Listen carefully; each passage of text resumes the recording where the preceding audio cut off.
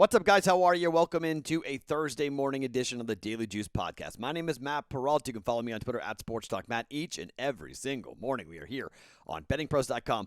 We're always being brought to you by BetMGM, the $5 offer. Any touchdown gets scored, you win $100 if you're on a side, total, money line, whatever, on the NFL game tonight with the Eagles and the Tampa Bay Buccaneers. When you use that promo code JUICE100, new customers, new signups for BetMGM. Okay, so I don't know what happened last night because at the time of taping, everything's in the second period intermission for both the last leg. Toronto won, so we hit the first leg of the parlay, but 3-1 the lead for Anaheim. That's not going well. We need Winnipeg to have a big third period, but 2-goal hockey leads, sometimes they don't go very well. And then Chicago, man, it's 4-1 going into the third period. Marc-Andre Fleury did not look good in that game. Not good for Chicago. I thought he played better, but he didn't. So, like I said yesterday, I was, trying to have some fun tonight. Wasn't really getting in all that much. It's kind of the same philosophy I've got going on today, but I'm going to get a little more involved with with 4 football bets and 1 baseball bet to give you guys coming up here today. I may even add an extra. But before we get to the picks, reminder on the Justin Jefferson autographed jersey giveaway that is happening this month when you go to bettingpros.com/juice and fill out that form. Now, you also have to go to Apple Podcasts and fill out a review, positive, negative, whatever you want, and then go to bettingpros.com/juice, fill out that form. If you've already done it, you're already entered in, but if you haven't done it, leave that review, fill out the form on bettingpros.com/juice. At the end of the month, we will pull one lucky winner to win an autographed Justin Jefferson jersey, thanks to Pristine Auction and your friends at bettingpros.com. All right, so let's get into it. We've got a college football game. We've got a Major League Baseball Game 5, and we have a Thursday Night Football game with the defending champs and Tom Brady in that game, okay? So let's start here with the college football game, and then we'll go to baseball, and then we'll go to the NFL, all right? So let's start with Memphis taking on Navy, all right? Navy offensively is scoring 17.6 points per game. That's not great, okay? It's just not great. Memphis offensively has been pretty good this year. Memphis, 35.8 points per game for Memphis, okay? Remember that 35.8 points. That's an important little number to remember here.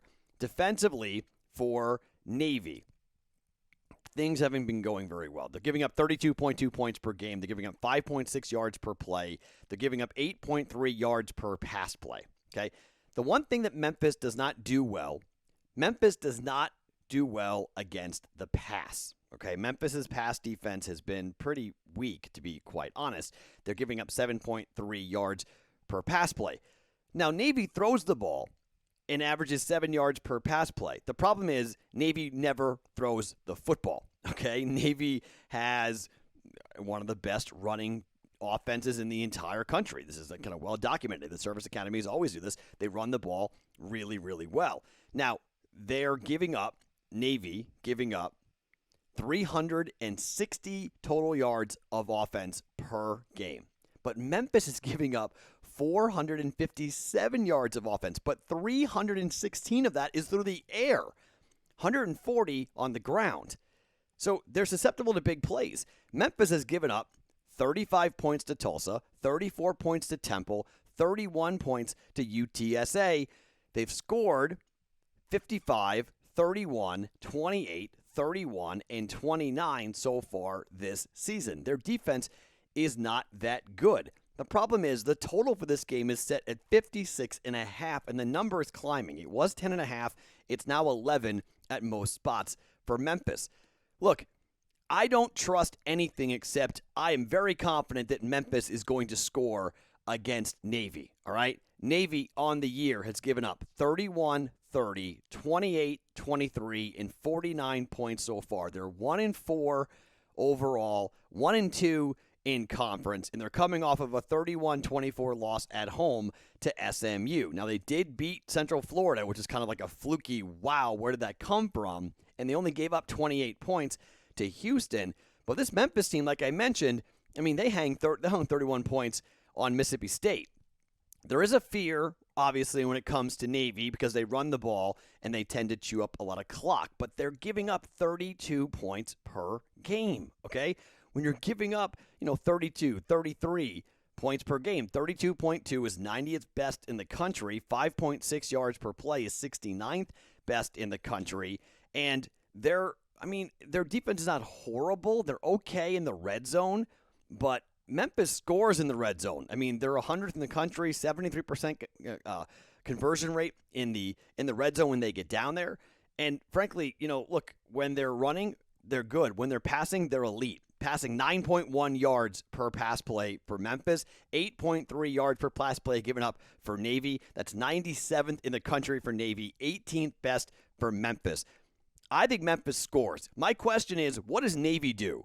If you can pass on Memphis, but you can only kind of run on Memphis, and Memphis knows what's coming, I just really wonder about the total for this game, about how many points Navy is going to score. They're only averaging 17 points per game. So the total being 56 points, it's like, okay, so that means we're counting on 40 points here out of Memphis and 17 points out of Navy, right? To get the 57 points, that's what you would need. I would rather think that we can get Memphis team total over. Now, I bet this when it first came out. When it first dropped, it was 30.5. Immediately steamed up to 34.5. But I think it's still good. I think it's good. I think they score 40 points. I mean, that's what the numbers are telling us right now. Just looking at the averages, Navy averages 17, Memphis averages 35, and the total is 56. So we got to get to 57. So we're thinking Memphis scores 40. So I would rather go here and take a normal game out of Memphis, which is they score 35 points, than go and hope that Navy's offense does something and Navy's offense can move the football. Because there's a good chance on the road, short week. They just played SMU, ranked team, tough game. I'm going team total over Memphis, 34.5. I've got 30.5, so I love my number right now. But I still think you take it all the way up. I take it all the way up to 35, 36 points here. Memphis over 34.5 at minus 110 for a half a unit is the first play here going on for us today. Memphis team total. Okay, 34.5 over at minus 110. Okay, to baseball. Logan Webb versus Julio Urias. Julio Urias, 20-3, 2.96 ERA. Oh my goodness, what a year for him. But he's facing the dude. The dude is Logan Webb. Logan Webb has been absolutely stupid this year. We have made a lot of money betting on Logan Webb here for the Daily Juice. And I can't quit Logan Webb. I can't quit Logan Webb. I'm sorry. I can't do it. I know there's a lot of people who are going to be on the Dodgers here. We almost had a home dog. It came really close to being a home dog. I couldn't actually believe it, to be quite honest. It was stunning to me when the numbers first came out, and it was, minus 115, even money. I didn't jump on it as fast as I should have. I waited a little bit. I got minus 106, though, so I basically got okay. Logan Webb this year at home is 7-0. Logan Webb shut out the Dodgers in the first game he pitched up against the Dodgers in this series. And I'm not going to be the guy that doesn't ride the team that brought us to where we're at, okay? The Dodgers are the better play. I'm not going to debate it, okay? Dodgers are essentially dogs, but this number's kind of bouncing around. Both teams, neither one really is being favored. I got home field advantage for the Giants. I got last at bats for the Giants. I mean, the total is 6.5 in this game, okay? We're going to be in for a nail biter. This is who has the one big swing, right? Who has the one big home run? Who goes deep? What team? I'll take Crawford and company. I'll take this team that's been so clutch all year. This is going to be an unbelievable baseball game. I cannot wait to watch it. I cannot wait to sit there and wonder and sweat this thing out because it's going to be absolutely an epic, epic game. It starts at 6 o'clock on the West Coast, 9 o'clock Eastern. So we've got the football game that's going to kick off at about 8:20 Eastern time, and we'll watch a quarter of that, and then we can kind of flip-flop and double screen it with the Dodgers and the Giants and watching the Eagles and the Bucs. I'm just taking the home team. There's not a huge, other than that Logan Webb has never lost at home. I'm just going to take the guy who's undefeated at home and take the guy who's at home. And that's the handicap, okay? These teams are so close. This series has been so good. It's going to be an absolute nail-biter. I think there's a very good chance the Dodgers win this thing, but you can make just as good of a case for the Giants. So I want to have some money involved. Half a unit on the Giants money line at minus 106. Giants and Logan Webb to win. All right, there's our first unit. Okay, our first full unit is Memphis. Team total over 34.5. Giants money line minus 106. Okay, let's talk about Tampa and the Eagles. Let's get into this game because this game is fascinating. So the Eagles played the Chiefs and scored 30 points on Kansas City and lost by 12. Isn't that crazy? Their best offensive performance at home, like they are tonight, against a defense that couldn't stop anybody, and the best they could do was hang 30, and their defense couldn't stop anything that Patrick Mahomes was doing. The Chiefs scored 7-14, 7-14 in that game on their way to 42 points. 42 points scored in that game. Patrick Mahomes was tremendous in that game. And when you're starting to look at, ways of betting and ways of getting involved here with this game, there are two things I really like. The Tampa Bay team total is 30. Tampa team total 30. Okay, when you break down where Tampa has been, they're averaging 33.4 points per game. That is third best in the NFL. The Eagles are giving up 24.8 points per game. That's 21st in the NFL. The Bucs are averaging 6.3 yards per play. They are averaging 4.2 touchdowns per game. That's number one in the NFL. Okay, they're scoring a ton. They're number 3 in third down conversions at 48.4%. That's fifth best in the NFL. They're only scoring in the red zone 62.5% of the time. That's 14th best, but they're scoring because they're there so much. They're scoring 4.2 touchdowns per game. They're not running the ball all that well. 4 yards a carry, but they're passing the ball extremely well. 7 yards per pass play. Now, the Eagles are pretty good against the pass, and they just picked off Sam Darnold 3 times in the last week in their road win over the Carolina Panthers. But this is Tom Brady. I know Gronk's not going to be there, and there's been a lot of steam here dropping this number. Opened at 7.5, went to 6.5, went to 7, back down to 6.5. It's kind of nuts. But I'm taking the team total for the Tampa Bay Bucs over 30 here at minus 110. I got that at Circa Sports tonight, or last night. Tampa team total over 30 points in this game. I just think Tampa's going to score, all right? The total of this game is 52.5. I think they're going to score. Philadelphia is going to have to score 30. You could say, Matt, why not bet the over there? Because I'm not sure Philly can score 30, to be quite honest. Philadelphia's offense is averaging 23 points per game, 6.1 yards per play. Tampa's averaging 5.7 yards per play, but you got to run a little bit on Tampa to keep them honest, and I don't think they're going to run the ball on Tampa at all.